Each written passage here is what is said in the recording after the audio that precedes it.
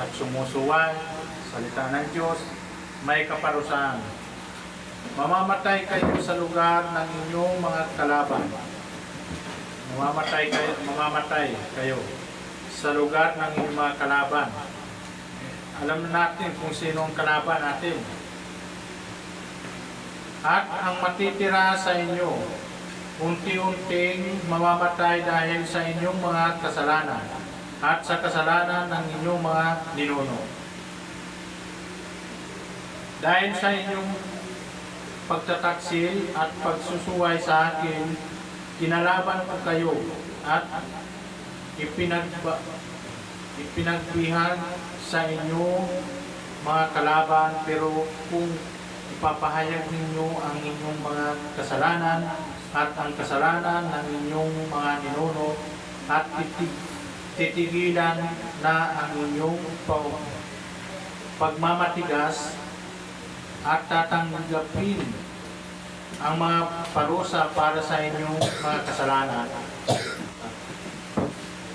tutuparin ko ang kasunduan ko sa inyong mga ninuno na sina Abraham, Isaac at Jacob, at ibabalik ko kayo sa inyong lupain. Kasi may pagbabago pa mga kapatid, pagsisi. Pero kinakailangan paalisin ko muna kayo sa inyong lupain bilang parusa sa inyong mga kasalanan, dahil sa pagsuway ninyo sa akin mga utos at mga tuntunin, at para makapagpahinga ang lupain ninyo habang wala kayo roon. Pati yung lupain, kailangan may pahinga mga kapatid, kasi sa mga kasalanan nyo. Ngunit kahit na pinaparusahan ko kayo, hindi ko kayo itatakwil habang kayo'y nasa lupain. Habang nasa lupa pa, hindi pa kayo, may pagkakataon pa kayo magbago ng inyong mga kalaban. Hindi ko kayo lilipulin na walang matitira sa inyo, sapagkat hindi ko maaaring sirain ang kasunduan ko sa inyo, dahil ako ang Panginoon na inyong Diyos. Kasi may ano pa ang ating Panginoon, may kasunduan pa para sa atin. Kaya habang nabubuhay pa tayo mga kapatid, habang malakas pa tayo dito sa mundong ito, lumapit na tayo sa ating Panginoon, magbago. Tutuparin ko ang kasunduan ko sa inyong mga ninuno na nilalabas ko sa Egypto, para maipakita ko sa mga bansa ang aking kapangyarihan. Ginawa ko ito sa inyong mga ninuno para maging Diyos nila ako. Ako ang Panginoon. Ito ang mga utos at mga tuntuning ibinigay ng Panginoon sa mga Israelita roon sa bundok ng Sinai sa pamamagitan ni Moises. Mga tuntunin, mga kautosan ng ating Panginoon. Kaya kailangan susunod tayo sa ating Panginoon. Huwag tayo susunod sa mga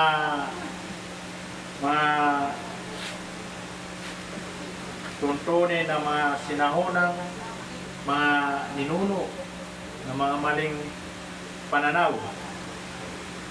Susunod tayo sa ating Panginoon. Kaya tayo ay magbago tayo habang nasa mundo. May pagkakataon pa mga kapatid. Napakaganda ang salita ng Diyos. Nalalaman natin ang kautusan ng ating Panginoon kung tayo ay nakikinig at nagbabasa ng Biblia. Hindi tayo basta-basta maliligaw ng mga tao na umaatak sa anong bagay na ikakapahamak sa bawat isa sa atin. Bigyan natin ng pansin ang salita ng Diyos. Kasi kung hindi nyo papansinin ang salita ng Diyos, hindi kayo mabibigyan ng karunungan at kapayapaan sa inyong pamumuhay sa mundo. Kailangan sumunod tayo sa Panginoon. Okay, yung aking share mga kapatid sa gabing ito, tayo ay nakapakinig sa salita ng Diyos at maggulay-gulay tayo ng maigi at sa mga nanonood sa live. Magbasa kayo mga kapatid para tayo ay malinaw.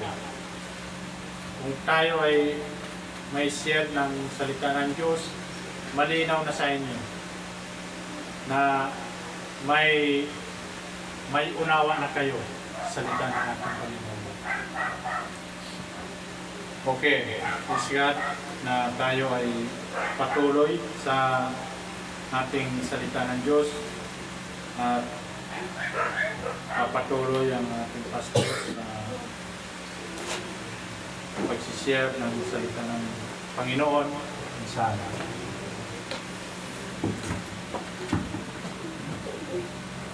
Sulat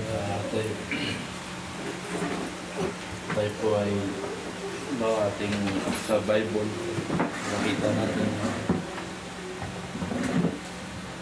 involved ang pananampalataya ng tao, no? Lahat po ay involved, maski po ay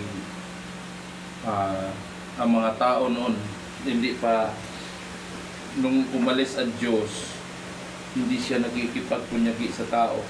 Nalilito ang tao kung saan sila, ano kaya, may Diyos kaya? Amen. Nung umalis ang Diyos, hindi gumamit ang Panginoon ng propeta, no? Hindi siya nagpakilala, parang hinahayaan lang niya muna. Kung titingnan mo. So ang mga tao po ay nalito, gumagawa sila ng ito kami, gagawa kami ng reliyon. Ito yung ang Diyos namin, no? Isa po ang Pilipinas noon before the colonies of the Espanyol, no, sa time bago tayo na colonial ng nagiging na colonize ng Espanyol ang Pilipinas, ay alam natin na mayroong mga relihiyon na ang mga tao rito. Amen? Amen. Hindi po Kristiyano, no? Bago nag-colonize, ang relihiyon ng mga tao ay yun ay tinatawag nating mga paganismo. Ibig sabihin ng paganismo, yung ano lang yung kanilang naabot, yun na lang yung sasambahin nila. Amen. Amen.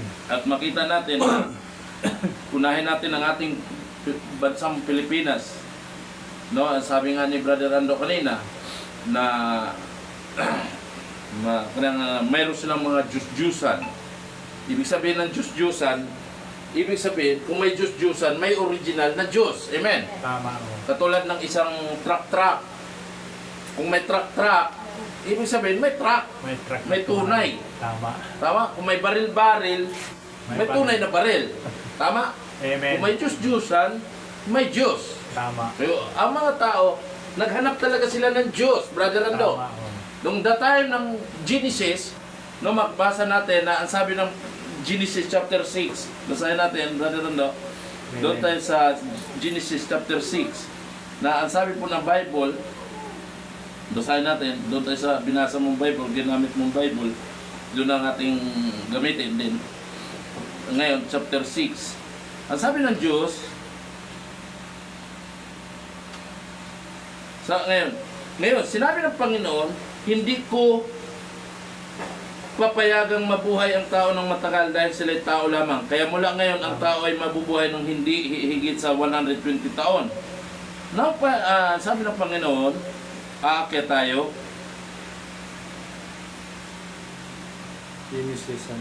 Genesis chapter 6, verse 3.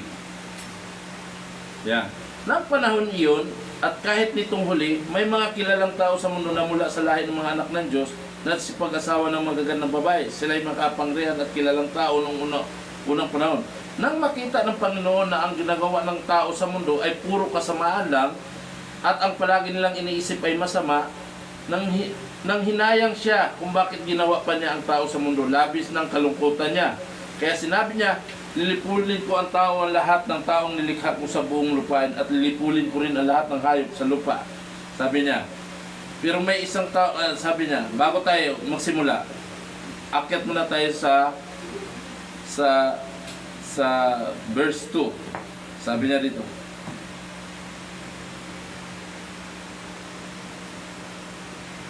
Sabi niya,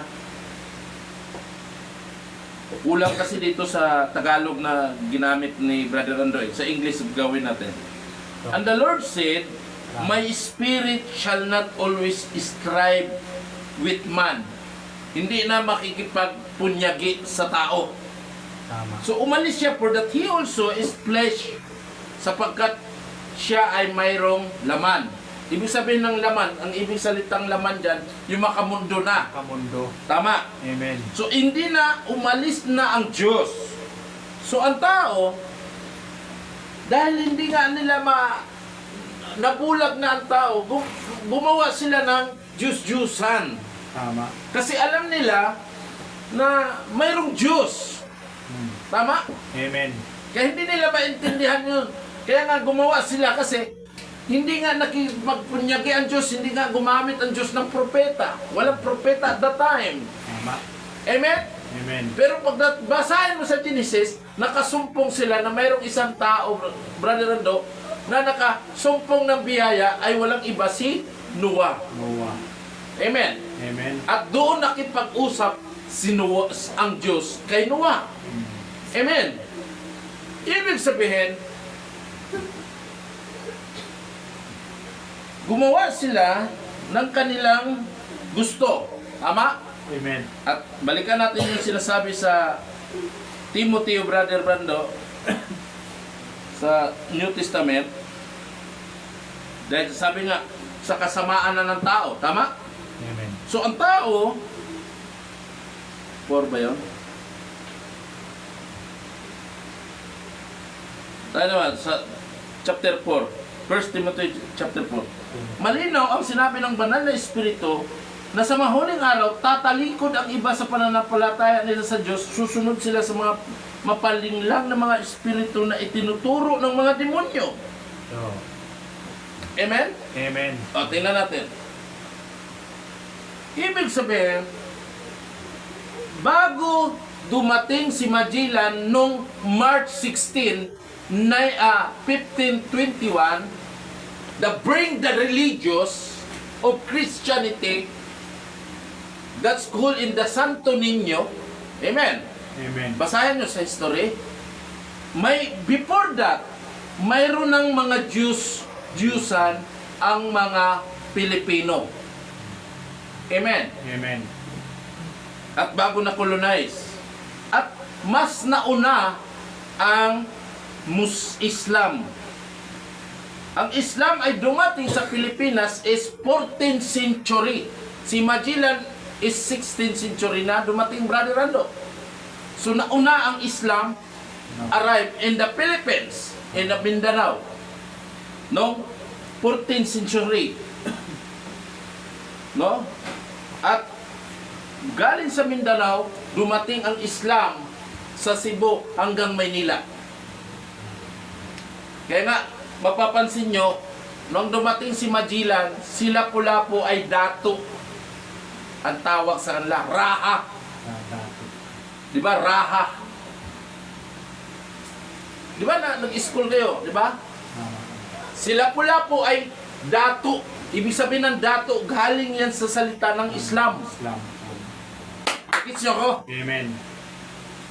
At mayroong mga original na Pilipino, bago na-convert ng Kristyanismo ang Philippines, nauna muna ang Islam. Nagits nyo ko? Amen. Ibig sabihin, may mga, bukod sa Islam, Brother Rando, may mga anito. No? May mga ritual, kung tawagin. Hanggang nga sa akin, naabutan ko pang may mga matanda na nagritual sa kuweba, kakatay ng baboy doon. Yung mga gagamot. That the sacrifices, prayers, and rituals were performed to appease nature, spirits, and gods. Spirit of gods, mga Jews. Yan yung sinasabi. That is, bago dumating ang Islam naman, ay mayroon ng mga tinatawag nating sumasamba sa mga anito, sa araw. Nakinig kayo? Amen? May sumasamba sa mga kalikasan. Nag-gets kayo? Amen. In 14th century, arrived the Islam in Mindanao, Sulu. Amen?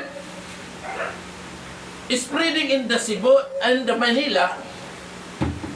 Nag-gets nyo? Amen. Para maintindihan nyo. Paano nagsimula ang Kristyanismo sa Pilipinas? Kaya naniniwala tayo sa ating kamangmanga. At nang dumating na spread ito, ang Islam, 14th century, may mga Muslim na, kaya nga, galit na galit ang mga Muslim nang dumating ang Kristyanismo kasi sabi sa Mindanao, kami dito ang nauna. Hallelujah. Di ba? Amen.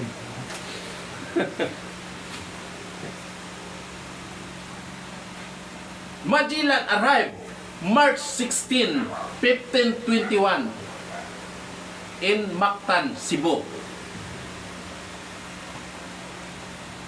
At nagtugsok siya ng, alam mo yung salitang tugsok? Nagtusok siya ng cross sa baybayin ng Mactan. Hallelujah. Yan sinasabi ko, history po yan. Dinadaan ko muna kayo sa istorya dito. Paano, unahin muna natin ang ating bansa. Bago tayo roon. No? Nag-gets nyo ako mga kapatid? Amen. Now, para maintindihan nyo,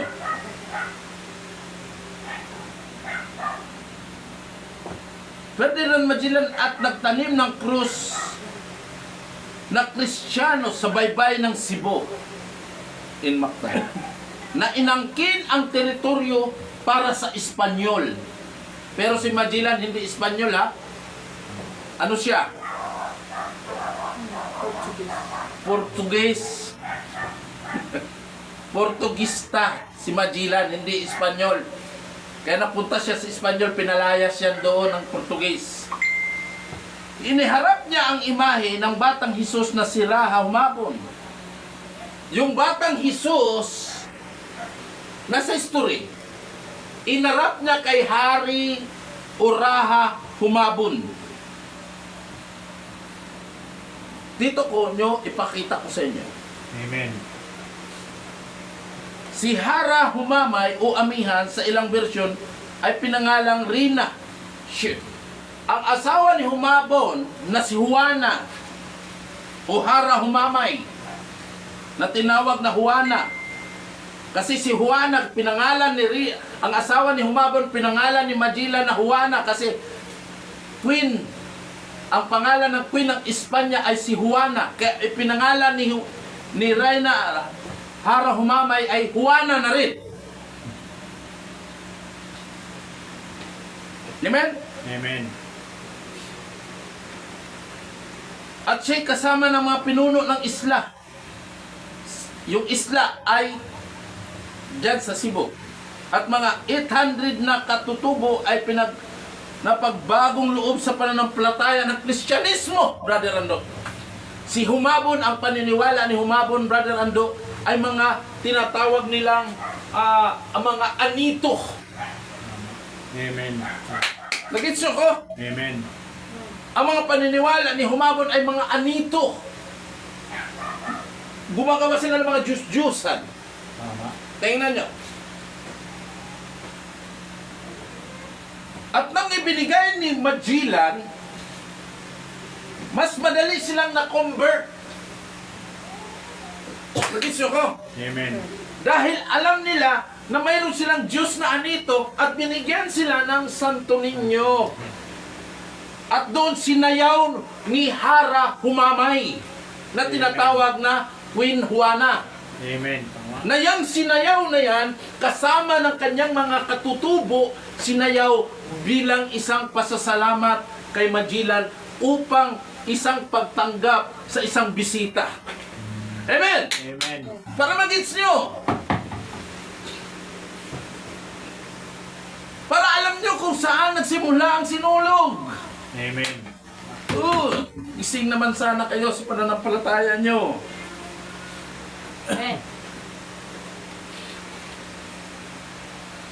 Nakapalibot sa pagdating ng mga Kastila at pagtanghal ng Santo Niño kay Rina Juana o Hara Humamay. Kahit na ibang mga pagtatanghal ay maaaring bigyan diin ng iba't ibang espiritu ng kasaysayan at kahalaga ng pagdiriwang, ang isang tanyag na tema sa mga sayaw na sinulog ay si Rina Juana na o Hara Humamay. Hawak ang Santo Niño sa kanyang mga bisig at ginamit itong mga pagpalain ang kanyang mga tao na kadalasang dinaranas ng sakit o paniniwalang dulot ng mga demonyo at iba pang masasamang espiritu.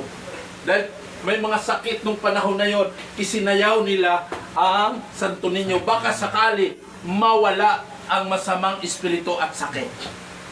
Amen. Gets nyo ko? Amen.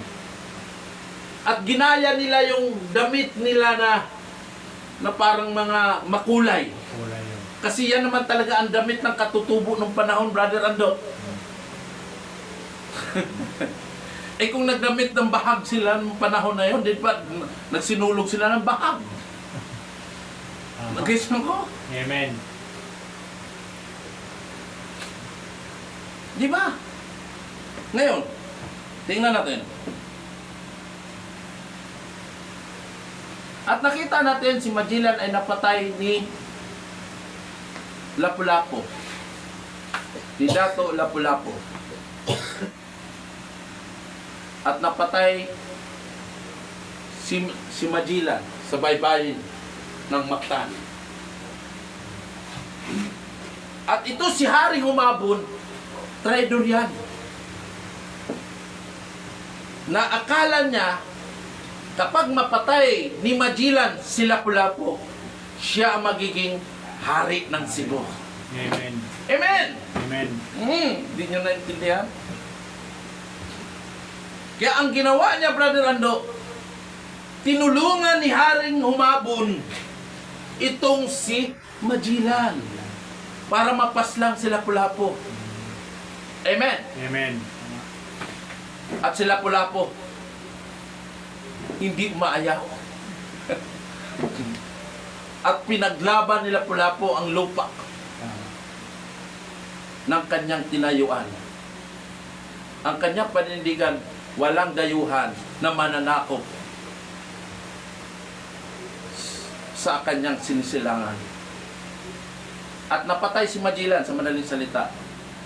At si Humabon, dahil napaghalata ni Lapu-Lapu na si Humabon ay nagtraidor, ang ginawa niya, dahil hindi ang ibang kasama ni Magellan ay nakatakas, tumakbo kay Humabon. Ang ginawa ni Humabon para hindi siya mahalata ni Lapu-Lapu, pinatay ni Humabon ang mga tauhan ni Magellan. Amen. Nagets nyo? Amen. Diyan nagsimula. At hanggang ngayon, dalang-dala. Ako ipinanganak January. Huwag kayo mag-alala, tapos na birthday ko. Di ba? Tingnan mo ang January. Maraming pista. Lagpas na. Amen. At makita natin, Brother Ando, paano tayo nakolonize ng Kastila? Isamantala, inapatay ni Lapu-Lapu si Magellan. Almost 400 years nasakop tayo ng Kastila. Amen. Amen. Sumunod, ang sumakop talaga sa ating bansa ay hindi si Magellan. Si Miguel Lopez de Legazpi, isang totoong Espanyol Amen. Nag-gets nyo? Dahil si Magellan ay siya lamang ay tinatawag ng naglalakbay. Parang Tawag na yan. Nag-ano lang siya. giikot. Yes. Parang nagdi-discover lang siya. Nakalimutan ko ang term niyan. So, nang dumating si Miguel Lopez de Legazpi ay binumba ang katutubong pamayanan. Pagdating nila noong April 28, 1565, dumating si Miguel Lopez de Legazpi, binumba niya ang teritorya ng nila ni Humabon, ng mga teritoryo ng mga katutubo. Amen. At sa loob ng isang nasusunog na kubo, natuklasan ng isa sa mga tauhan ni Legazpi na si Juan Camus ang imahe ng Santo Niño sa loob ng isang kahon na kahoy, nakasama ng mga Diyos-Diyusan.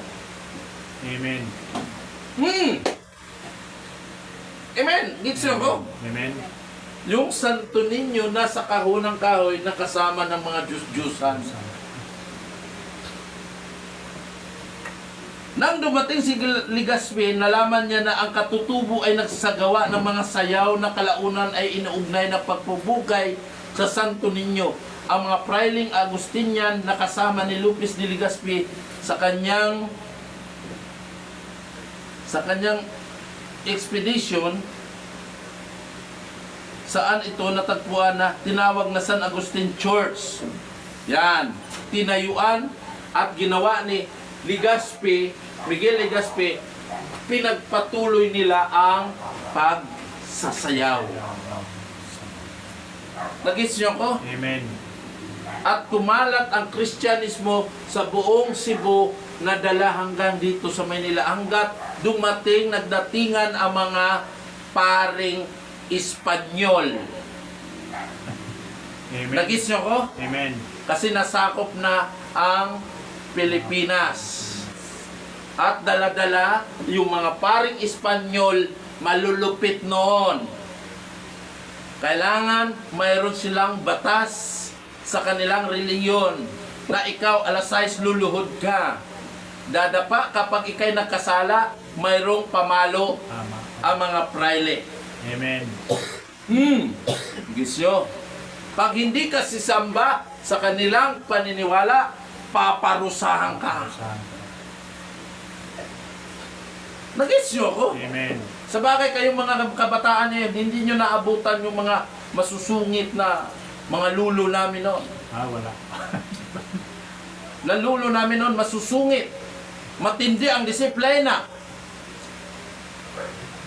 Kasi yun ang nakukuha nila. Tama. Mas pan. Nag-isyo ko? Amen. Kaya nga ngayon, nakasalukuyan, Brother Ando, dyan sa Cebu, ay pinalitan nila yung Santo Niño, pinalitan nila ng pangalan na Basilica Minore del Santo Niño. Yan, pinalitan nila sa ngayon yan.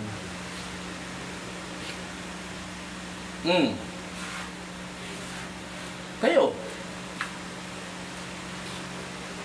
saan kayo maniniwala?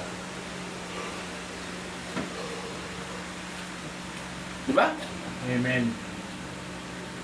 Dinugtong ko lang ang sinabi ni Brother Ando. Ano sabi ng Biblia, Brother Ando? Dito. Amen. Amen. Sabi sa Habakuk 18, 19. Basahin natin. Habakuk, ano yun? Habakuk 2. Habakuk 2. Last verse na ito. Last ito. Tungan ko lang yung sabi na 18, 19. Sabi niya, ay, nais kong kayong bumasa mga kabataan. Paul, basahin mo nga Paul, Habakuk chapter 2 verse 18 hanggang 19 Paul. Sa Old Testament.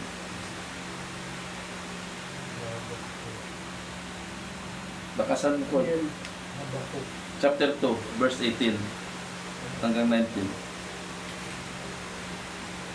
Asan? Sa Old Testament. Yung mga ano po. Ito. Oh, ayan po. Chapter 2, no? Oh. Ito ang sagot ng Panginoon kay Habakuk. Isulat ng mali. Hindi, verse 18. Chapter 2, verse 18. Oh, hanapin mo 18. Oh, sige, basahin mo. Tingnan ko po.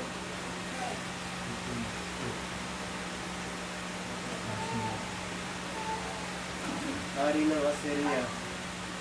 Mali yan. Mamatay ang iyong mga pinuno. Chapter 2, verse 18. Hindi na yan. Lakasan mo. Ano sabi dyan?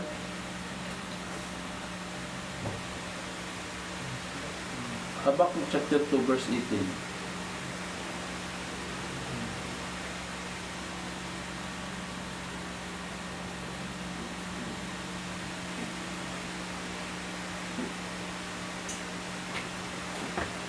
Oh, pakilakasan mo basa. Yan, hanggang 19. Ano ang kabuluhan ng Diyos? Nang, Diyos ang nagawa lang naman ang mga ito ng tao. Mula sa kahoy kay metal at hindi makapagsabi ang katotohanan at bakit magtitiwala sa mga Diyos-Diyosan. Ito ang mga taong ginawa sa kanila hindi nga kapagsalita ang mga ito. sige, tuloy, 19. Nakakaawa kayo nagsasabi-sabi. Sa revolusyon kahoy o bato, lumising ka at tulungan kami. Ni hindi nga yan makapagturo sa inyo at kahit balot iyan ng ginto at pila, wala namang buhay. Malinaw ba? Hindi na walang buhay. Oh, ulitin ko. Ano ang kabuluhan ng mga Diyos-Diyosan? Gawa lang naman ng mga ito ng tao mula sa kahoy o metal. At hindi makapagsasabi ng katotohanan. At bakit nagtitiwala sa mga Diyos-Diyosang ito ang mga taong gumawa sa kanila? Bakit nagtitiwala daw? Yan ang katanungan. Hindi nga nakapagsalita ang mga ito. Ako ba nagsasabi niyan para magalit kayo sa akin, mga nanonood? Ang Diyos. Hindi ako nagsasabi, hindi binasa ko lang, sinabi ng Biblia. Nakakaawa kayo, sabi sa 19, nakakaawa kayong nagsasabi sa rebultong kahoy o bato. Gumising ka, tulungan kami. Gigisingin niyo pa. Hindi nga iyan makapagtuturo sa inyo. At kahit pabalot iyan ng ginto at pilat, wala namang buhay. Ngayon, ang dahilan nila ganito. Noong panahon, ang mga tao kasi illiterate. Nagitsyo ko? Amen. Wala pang mga pinag-aralan. Kaya ang ginawa nila, gumawa sila ng mga picture, mga painting. Para daw doon sa painting, para doon lang maintindihan ng tao. Yung hindi sila marunong makapagbasa, kaya ginawa daw nila yan. Ang dahilan. Kasi ang mga tao daw noon, illiterate, hindi pa marunong magbasa ng Bible. Yan ang sabi nila. Tama ba? Amen. Mga illiterate daw, mga katutubo noon, mga illiterate. Kaya ginawa ng mga ka-Espanyol, nagawa sila ng mga picture. Kaya makita nyo pag pumasok kayo sa ano nila, may mga picture. Kasi daw nung panahon ay mga inuukit, mga painting. Kasi nung unang panahon daw, Brother Ando, sabi nila, sila rin, nasa kanila yan, Oh. ay illiterate ang mga tao noon. Kaya para hindi daw marunong magbasa, ay doon lamang sa picture, mayroon na silang makukuhang intindi. Ang problema, yun lang nga ang sinasamba. Tama? Amen. Amen. So nagpapasalamat tayo sa Panginoon Amen. na kayo ay may naintindihan, may naunawaan. Di ba? Amen. Pero ang mga taong mangmang, hindi nakikinig sa katotohanan. Mas naisin pa nila, okay na kami rito. Kasi walang halaga sa kanila ang kaluluwa. At walang halaga sa kanila ang kaligtasan. Mayroong tanong sa akin, tinanong ako niya, ikaw ba'y sigurado ka sa kaligtasan mo? Yes! 100% kung gagawin ko pang 1. Amen. Dagdagan ko pa ng 100%, 1. Sigurado ako. Bakit? Ang aking pananampalataya nakabatay sa kanyang salita. Amen. Paano ako hindi tiyak? Kaya nga ipinadala ang kanyang salita, ang Biblia, para matiyak mo na ikaw ay ligtas. May kaligtasan. Amen. Amen? Nagis niyo ako? Amen. Kaya sabi niya sa akin, paano mo masabi ligtas? Eh sabi ng Biblia eh. Ano sabi ng Biblia? Kung sino mang umibig at sumunod ng aking mga salita, at umibig ang sumunod sa aking salita at umibig sa aking Ama, siya'y magkaroon ng buhay na walang hanggan. O liligtas ko. Amen. Kasi sinunod ko ang lahat ng sinasabi ng salita ng Diyos. Kasi pag sinabi mo na, ay wala pang nakakatiyak na maligtas, eh bakit ka nanampalataya pa kung hindi ka tiyak? So ang tao ngayon, tanungin mo, ligtas ka ba sa reliyon mo? Hindi. O bakit hindi ka tiyak? Hindi ka sure. Wala katotohanan. Kasi kung may tiyak-tiyakan ka, may malinaw sa iyong direksyon. Amen. Ito ang salita ng Diyos. Ito ang sabi ng salita ng Diyos. Malinaw ba? Amen. Pero ikaw, mismo, walang katiyakan. Eh, malabo ka pa. Wala kang naintindihan sa salita ng Diyos. Kasi sasabihin mo, ay hindi, Diyos lang nakakalam. Kaya nga nagpadala ang Diyos ng Biblia para malaman mo ang kalooban ng Diyos na ito upang hindi ka mahatulan. Tama. Amen. Amen? Malinaw ba? Amen. Kaya nasabi sa akin, paano ka nakatiyak? 100% 1? Bakit may 1 pa? Idagdagan ko na yung 100%. Ganun ako kasigurado. Sobra-sobra pa. Amen? Kasi ganun ako nananampalataya. Ano sabi ni Pablo? Mamatay, mabuhay kay Kristo ako. Amen. Ganun yun po.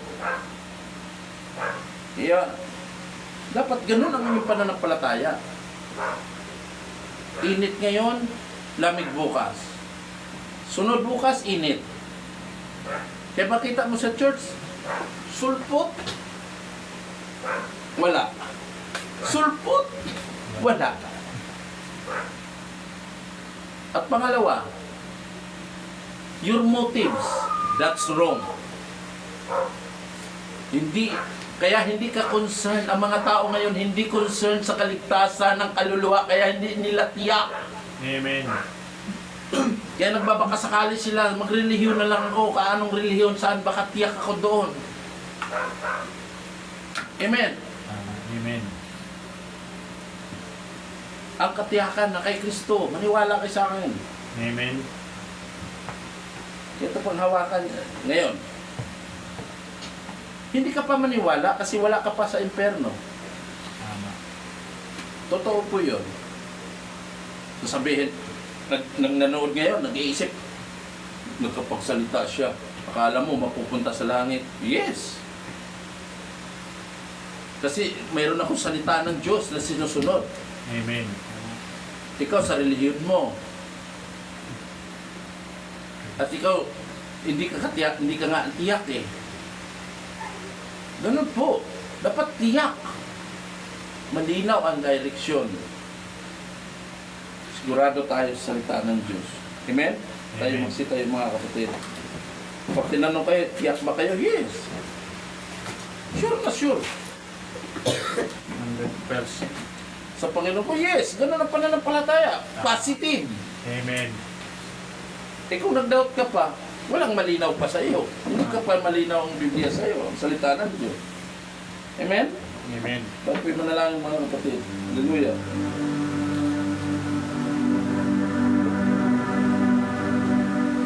O Diyos na makapangyarihan sa langit, Ikaw po ang may lalang at may likha ng lahat ng bagay. Maski nakiputura ng aming puso at haka ng aming isip, nalalaman po ito, Lord, kahit hindi namin bigkasin, ay alam mo po, Lord. Ama, lumalapit ako sa iyo, Diyos, at narito, Lord, yan muli. Kinilapit namin ang iglesia ito, na sana po ay magawa na po ito.